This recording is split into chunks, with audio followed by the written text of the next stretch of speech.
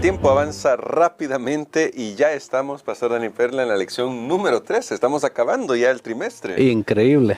Es increíble cómo el tiempo va rápido y eso debería de verdad llamarnos la atención, porque cada día que pasa nos acercamos a los eventos que serán esa gran crisis final, por lo cual el día de hoy vamos a hablar sobre preparación para la crisis final en el tema de la semana, que es encendidos con la gloria de Dios. Vamos a orar pidiendo que el Señor nos ayude a escuchar el consejo del Señor para nuestros días, para vivir de la mejor manera.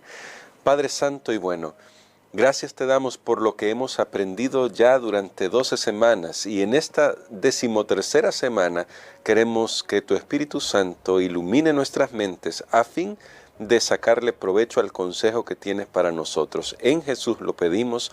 Amén.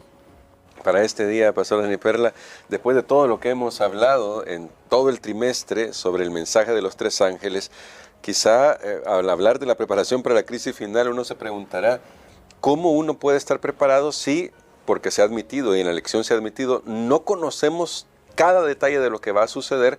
¿Cómo nos podemos preparar hacia un futuro que, aunque conocemos líneas generales, tal vez no tenemos toda la información que nos gustaría tener? Es correcto. Definitivamente, en vez de especular o de tratar de hacer algunas conjeturas de la información que hemos estado recibiendo, creo que lo mejor es saber cómo podemos hacer para que cuando esto suceda, todo lo que hemos comentado anteriormente, no nos tome por sorpresa.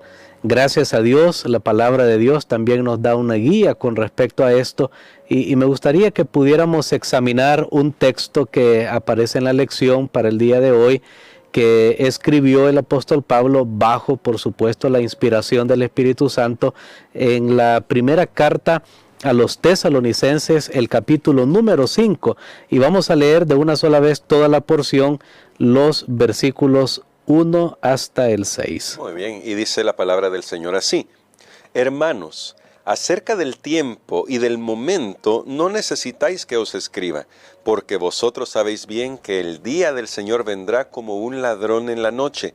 Cuando digan paz y seguridad, entonces vendrá sobre ellos repentina destrucción, como los dolores a la mujer encinta, y no escaparán. Pero vosotros, hermanos, no estáis en tinieblas para que aquel día os sorprenda como un ladrón. Vosotros todos sois hijos de luz e hijos del día.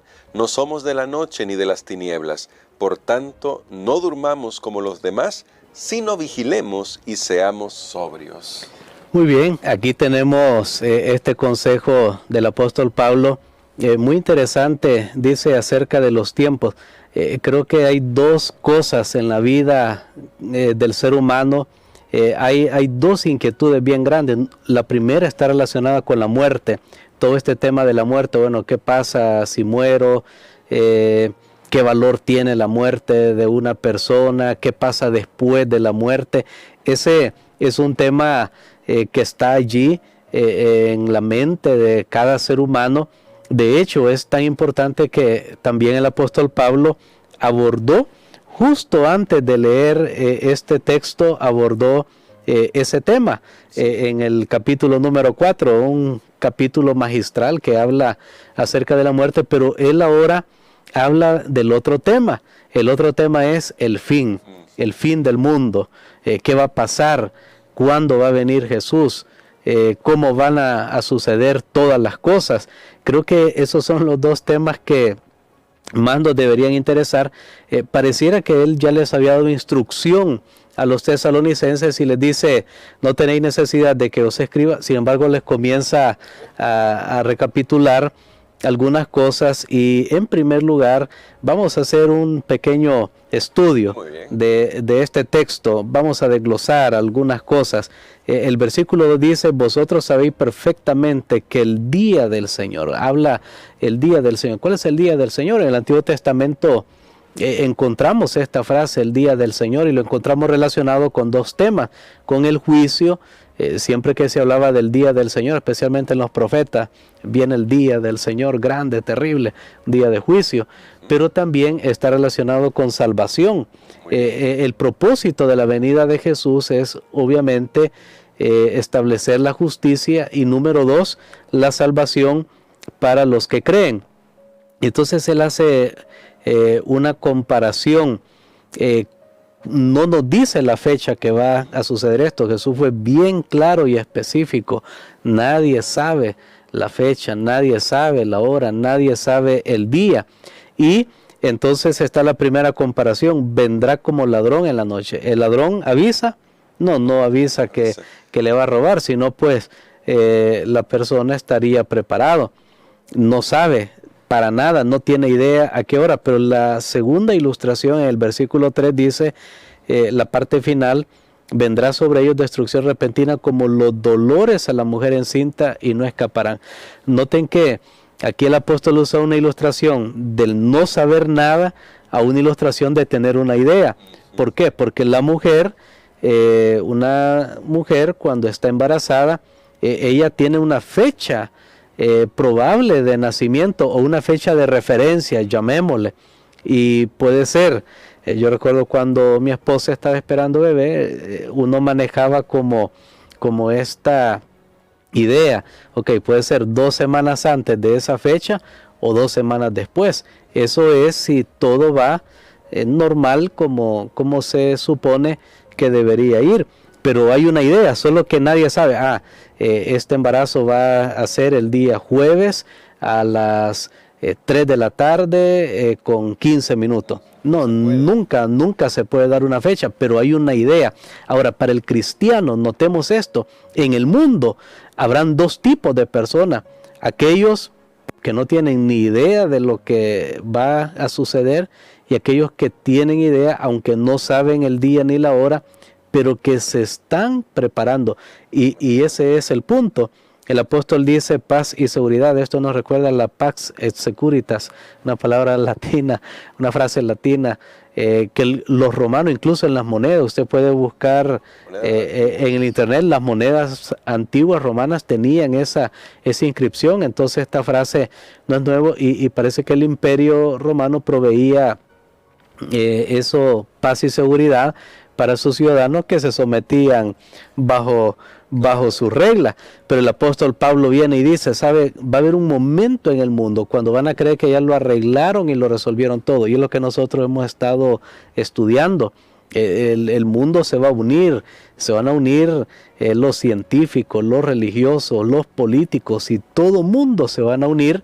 Recordemos, tras la imagen de la bestia se van a unir los poderes de este mundo, van a configurar lo que se llama la Gran Babilonia, y ellos van a decir, lo logramos, estamos todos de acuerdo. Nunca antes el mundo ha alcanzado ese acuerdo, esa unidad global, pero la palabra de Dios dice, como está sustentada en fundamento humano, vendrá sobre ellos destrucción repentina. Ahora nos podríamos quedar aquí, pero típico del apóstol Pablo, y creo que así debe ser para toda enseñanza. Ahora él viene a la parte práctica. Está bien, todo esto que he dicho, hemos hablado como con decir el apóstol, esto pues es teoría, pero vamos a la práctica, y de ahí vienen los versículos 4 hasta el versículo 6, y entonces Pablo dice que solo hay 2 lugares espirituales donde podemos estar: en la luz o en las tinieblas. No hay otro lugar. O estamos en la luz o estamos en las tinieblas. El apóstol dice, si estamos en la luz, no deberíamos sorprendernos que estas cosas vayan a suceder, que Cristo esté viniendo y lo que tiene que suceder antes que venga. Si estamos en la luz, vamos a ser, dice él en el versículo número 6, vigilantes, sobrios, no vamos a estar dormidos. Y creo que eso es muy importante conocer, cómo nosotros podemos estar vigilantes para cuando ese día venga. Y bueno, esa es justamente una pregunta: ¿cómo podemos vigilar? Considerando que a la base de lo que decíamos antes, no sabemos mucho sobre el futuro siempre va a ser incierto para nosotros, pero ¿qué deberíamos entender por vigilia en el tema de la Biblia? ¿A qué se refiere estar vigilantes, estar alertas? Jesús lo dijo muy claramente.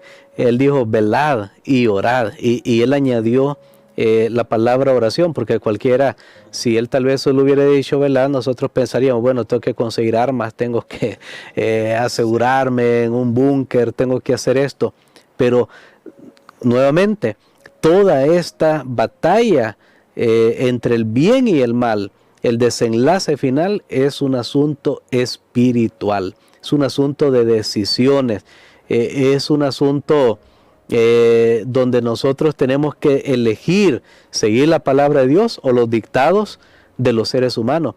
Vigilar significa estar en comunión con Dios y aquí viene el asunto, no dejar que las cosas de este mundo, que los placeres de esta tierra, las ocupaciones, que estas cosas absorban nuestra atención al punto que no estemos considerando todo lo que está sucediendo y nos tome por sorpresa. Por eso es que la palabra de Dios habla de ser hijos de la luz, hijos del día. Noten, porque el cristiano tiene una claridad de lo que está pasando, aunque no conocemos una fecha exacta, porque de hecho esta imagen de que Jesús viene como ladrón en la noche aparece por lo menos en 3 lugares en el Nuevo Testamento. Jesús mismo lo dijo en el libro de Mateo capítulo 24, también lo dijo el apóstol Pedro y también está en Apocalipsis, en el mensaje a las iglesias, le dice, mira, yo vengo como ladrón, vigila, ten cuidado, está preparado. ¿Por qué? Porque hay muchas cosas que pueden absorber nuestra mente, nuestro tiempo, nuestras energías, nuestros recursos y olvidamos lo que es lo más importante, la preparación espiritual, la comunión con Dios. Entonces, pastor, para finalizar nuestra reflexión de hoy, teniendo en vista esto, ¿cómo nos ayuda a nosotros cuando vamos a la Biblia y estudiamos, por ejemplo, Daniel capítulo 2, que nos presenta el panorama mundial de una manera bien esquemática?